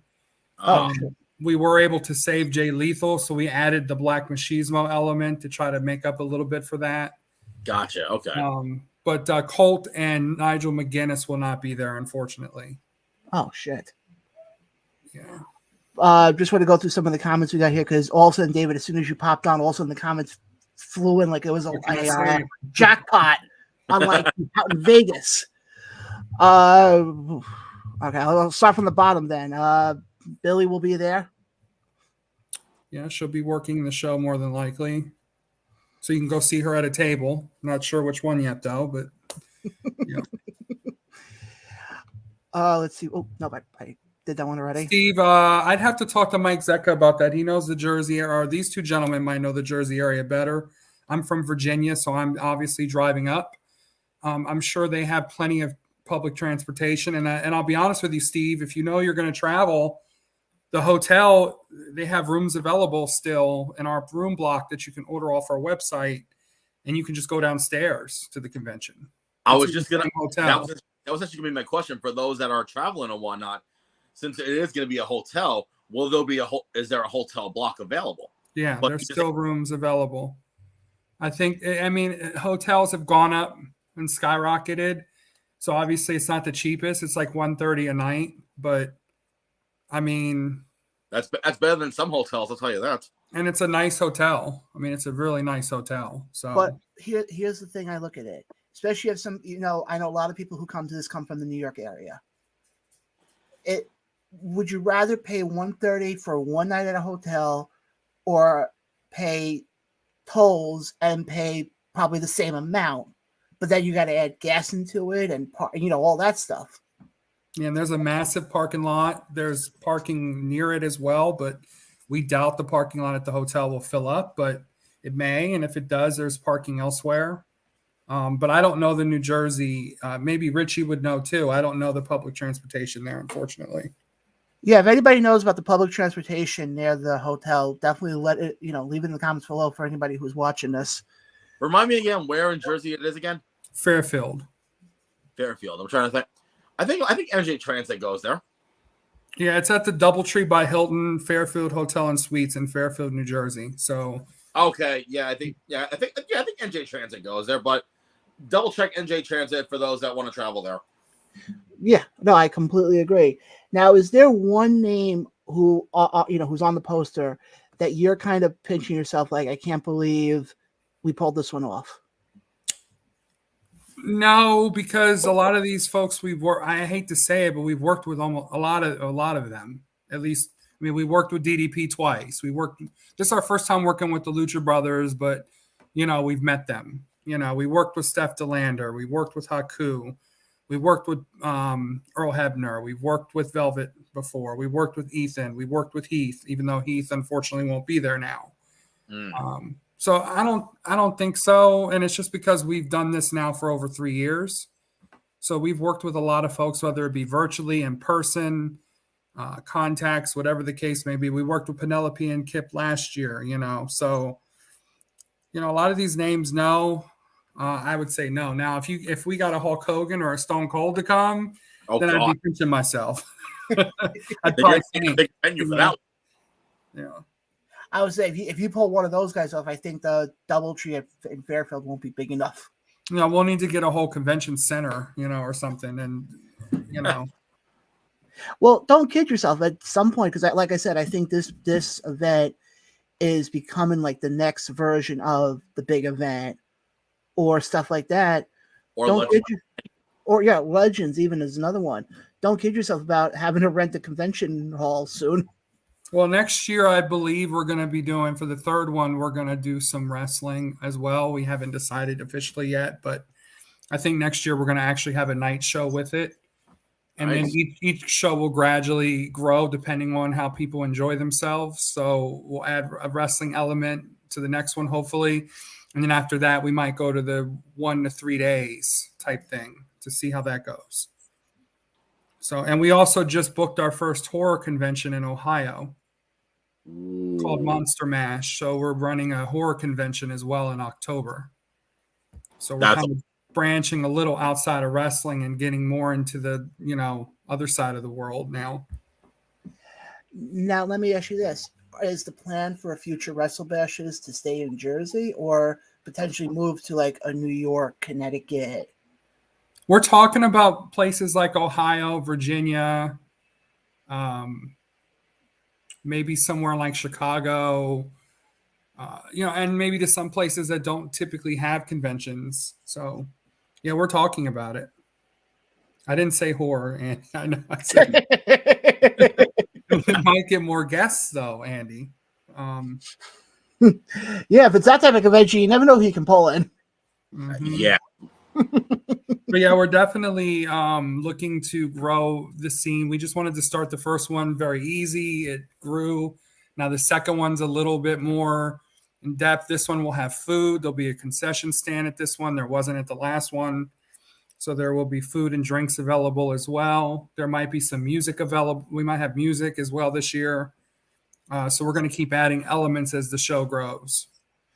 Actually, David, while we have you on, if you guys, I don't know what the hell that was. If you guys need coffee at all, we can.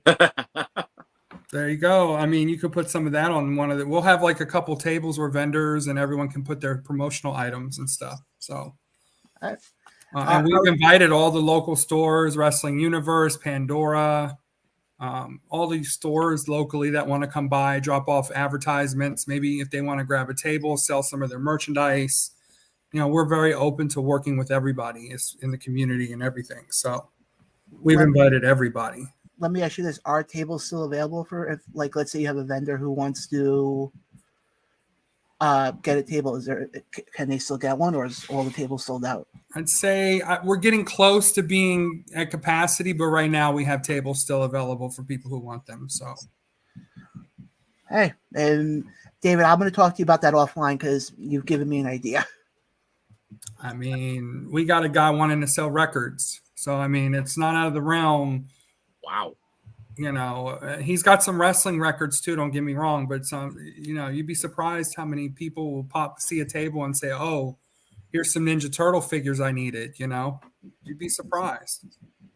And, I mean, people, if they see coffee at a table, they may, want to try it. Right. They may say, oh, okay, I got a couple dollars left. Let me just go grab this coffee. So you never know. Yeah. So, but like I said, David, we'll talk about that offline. Sure. But Ryan, do you have any more questions? Yeah, I actually do. So what made you and the other owners, just want to point that out. What made you guys want to, go for like the hotel setting? Obviously the hotel wasn't, your first choice. You probably had other venues in mind, correct? Sure. I think it was one, convenience, because obviously we get to set up the night before unless something's scheduled. Mm-hmm. Last year we kind of rushed around and set up 2 hours before the show. Two, a lot of the talent had to go and travel from the airport to the actual venue. Whereas now, if they're staying Saturday night, they can just walk downstairs. They don't have to be picked up or travel from one hotel to a venue. Three, a lot of these convention centers are way overly priced. For the size. So obviously hotels aren't cheap, don't get me wrong, but they're not up there like paying $40,000 to get a convention hall. So plus look what you're getting out of it too. You get, especially you have, the hotel block for those that want to, travel, but they don't want to, like get up at like, say for example, like 3-4 o'clock in the morning and travel like 4 or 5 hours. They can come in the night before. Yeah, and the people, there is a restaurant in the hotel, so if they want to eat at the restaurant the night before, there's alcohol, there's a bar. If people want to drink the night before, if people want to mingle or whatever, if talent wants to come downstairs and mingle with the vendors and the occasional fans that are staying there, they're more than welcome. Stuff like that. It's a nice atmosphere. As long as there aren't any creepy fans, we're good. Yeah.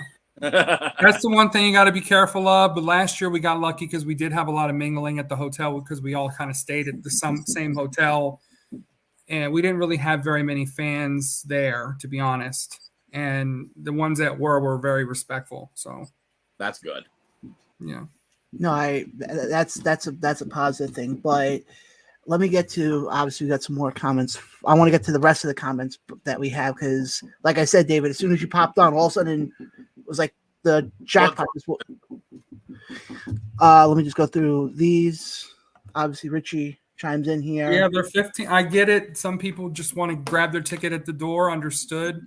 I don't think we're going to have a lot of issues with people getting in. I don't think anyone waited in line more than 30, 40 minutes last year. Everyone got in pretty quickly because we wristbanded everybody else. But still, if we're going to expect as many people as we think is going to come, beat the rush, get your wristband, you get to walk straight in. All you have to do is when we're checking you at the door, hold it up and we let you right in. So, and there's going to be a lot more space, and we're going to give maps out to everybody so they know where people are. Actually, I do have one more question. I forgot this popped in my head because you mentioned the maps and whatnot. Mm-hmm. I remember last year you had 2 separate rooms set up. I think one was, like the regular room. And then there was like a VIP room, I think it was. We only had one room. Oh, I think you had 2. I'm sorry. No, we only had one. We were at the Parsippany venue, and there was only one room. Now, we still gave out maps, though, because we wanted folks to know where all the talent was. Now, a couple people did move before the show started, due to wanting to go elsewhere, whatever the case may be. But we still gave out maps last year. But this year, you'll definitely need a map because there's going to be separate rooms. Gotcha. Okay, that was going to be my question. Are they going to be separate rooms, or is it going to be like last year where it's all one? It's 3 separate rooms connected by a hallway. So, and we'll give out maps so you know where everybody is. So you can kind of plan your day and who you want to go see. Okay. Like I said, David, I'm looking forward to the event. Now, since we've been talking, it's given me the idea about actually going for a table this year. Because an idea just crossed past my head about doing a live Around the Ropes podcast episode from the WrestleBash. I certainly can. I thought of another idea. What did you just have in your hand, John? Oh, yeah, the coffee. Hello. But we could do combination. We could do both. Oh, one other question. Will Cheyenne return this year? Cheyenne is the host again. Good. I was going to say, you didn't bring him back. I was going to piss at you. Cheyenne will be on the mic as always. If we can get a good mic, he might have his own little mic as he walks around with. But I'll just give him a bullhorn. He'll be fine. Just give him a bullhorn. We might have to go that route. We'll see how the setup is because we don't know if they have the speakers like Parsippany did. So depends on the hotel, but honestly, just get him a bullhorn. He'll play it off.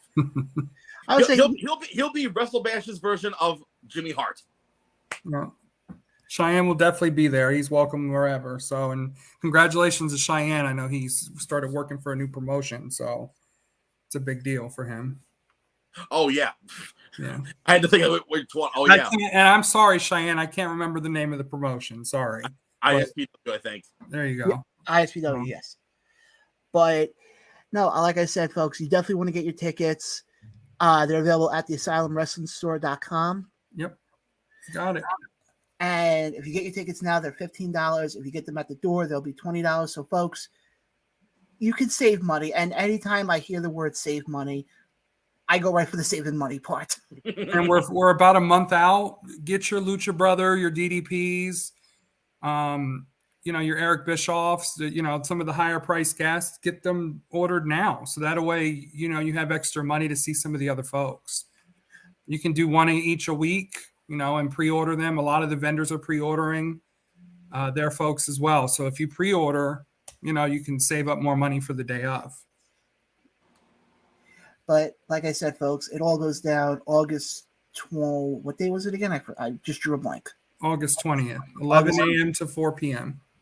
All I know is there's like a slew of things happening with me in August. So I was like, I know it's the end of August. Unfortunately, that's the wave of the future now with pay-per-views being on Saturdays and shows being on Saturdays. Conventions are going to start, if they're not 2 or 3 days, they're going to start being Sundays because they can't bring a lot of talent in if they have to work Collision or, whatever shows on Saturday. So, but just so everybody knows, Lisa Marie will not be at this year's show.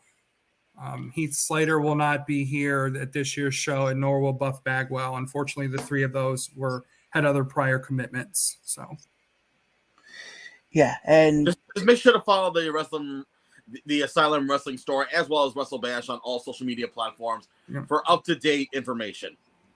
They're always on top of their shit, so definitely follow them for any updates. And folks, I'm just going to leave with this tease. You might see this there, and get some coffee. Can tell you right now, not only can you possibly get yourself a bag of coffee, but David, if we can work it out, maybe we can even sell brew it there as well. I would suggest bringing one of those portable battery operated coffee grinders so you can give people samples. Done. But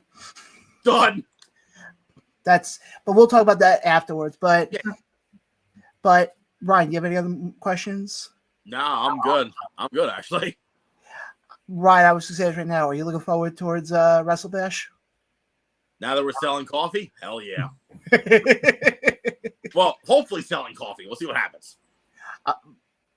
Don't worry. I'll work out something. We'll see what happens. But David, thank you so much for hopping on tonight. I appreciate it a lot. Now, guys, like I said, all goes down August 20th. You're not going to want to miss it. It's a who's who of guests. The guys and gals who are part of the Asylum are some of the most interesting people I've met. Let me just put it that way. That's a nice way of putting it, for sure. I'm being nice because we're also on YouTube. Yeah. I would say, David, while we're on, do you want to give any of them a shout out? Go right ahead. Yeah, I mean, there's a lot of people behind the scenes. Mike Zecker, Rocky Turner, Nick Francis, Andy Shivkumar, Manny Pence, Jeff Morlock, Nick Francis. The names go on and on. Dan Gleason, Jamin Wooten. There's just so many names. And then, of course, everyone that's coming to help, Erica and Billy and Kimmy, and everyone knows Kimmy. So, and, all the folks that are coming to help out. Cheyenne, of course, who's going to be the voice of the show as always. So, and the other thing is I was just told that, yes, you probably could sell the bags of coffee, but you can't brew it. So not a good idea on that one.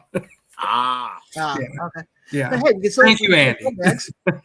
Yeah, you could probably sell the bags of coffee, but they probably won't let us brew it. So thank you, Andy. Because it's a hotel. Yeah, because they'll probably have their own or at a concession stand or whatever. So. Actually, David, before we let you go, this was just brought to our attention.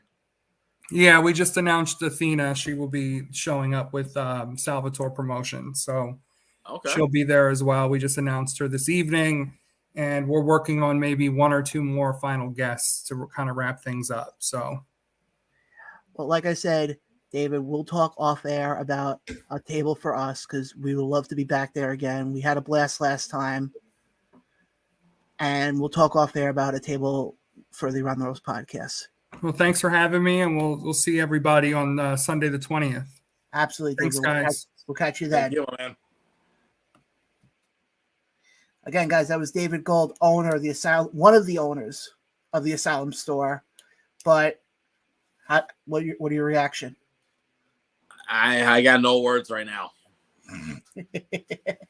Don't you love how I kind of just get us right into every convention? Pretty much. But I don't think there's anything else we got to talk about tonight. All I'm just going to say is this, Ryan. What can I say except you're welcome? Well, I mean. Well, let's see what happens. Andy said, we probably can't brew, but we'll bring it anyway just in case if we're allowed to. We got time to figure that out. Yeah, we got time to figure it out. We got time to figure that out. I got nothing on my end. You got anything on your end you'd like to promote? Nope. Oh, yeah. Well, I mean, granted, we'll be talking about it next week also, but next Friday, August 4th, I'm back in the mic with Invictus Pro Wrestling as they present We Outside. I just have one question. Are you sure we outside? Shut up. And folks, they got a hell of a lineup in store, including just announced last night for the social media champion, Mr. PWI 485, the true king of New York and John's favorite wrestler ever, as well as, Alex Iseda's best buddy, Jay Bougie, takes on, from New Japan Pro Wrestling and member of the United Empire, Francesco Akira. Yes. We all know, hold on. We all know Bougie, Alex, and Nick will exchange Christmas cards this year. We all know it. Dude, every Labor Day weekend, they're up in the mountains singing Kumbaya by a bonfire.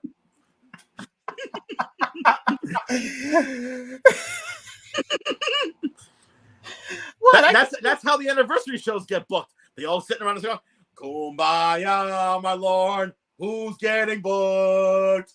We're gonna book this guy right now. Hey, Kumbaya. Alex, if you're watching, please book it like that. That's the anniversary. That's the name of the anniversary show. Kumbaya. That's gonna be the show. Hold on. Don't kid yourself. Alex is probably gonna watch this. If he's not watching now, watch it later.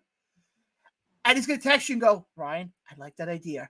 Our next show is gonna be called Kumbaya. No, he's like, Kumbaya, WTF, I love it. No, if that's the case, then you have to come out and start singing it before we go.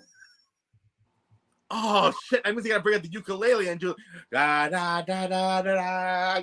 I'll be playing my way up to the ring. And actually, for that, not only would I do that, I would also do Kumbaya. Right, dude. Hold on. But anybody who's watching, leave the comments below. Would you like to see Ryan walk to the ring with a ukulele? No.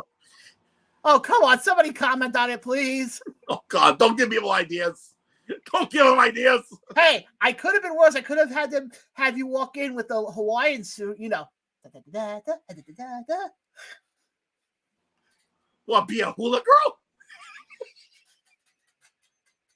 No, if that's the case, I'll be the fire dancer with a fucking stick or like with a fucking flame and everything. Fire starter. I can do that shit.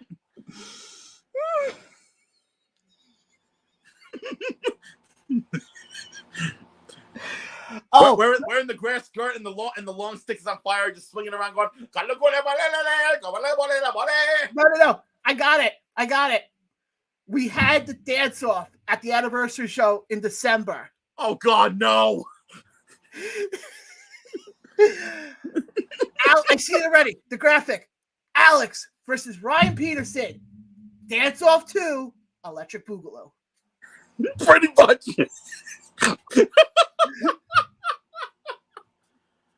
Oh my God! And we just went off the rails. Please, did somebody comment? Please.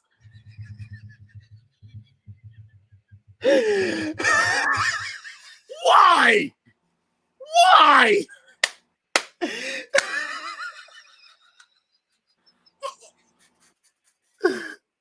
And coming straight out of left field, that comment. What the fuck?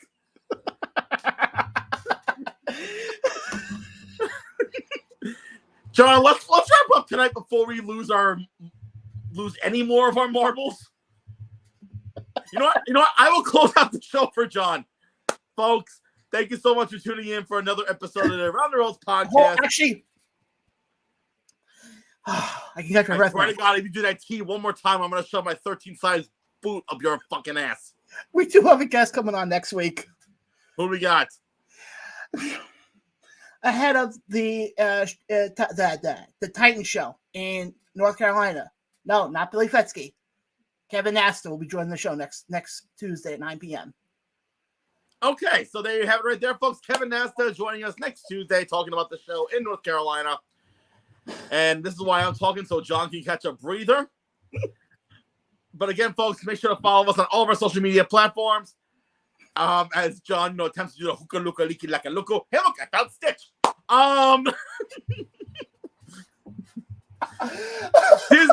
Disney, if you're watching, please, like, I don't know, sponsor us. I don't know, something.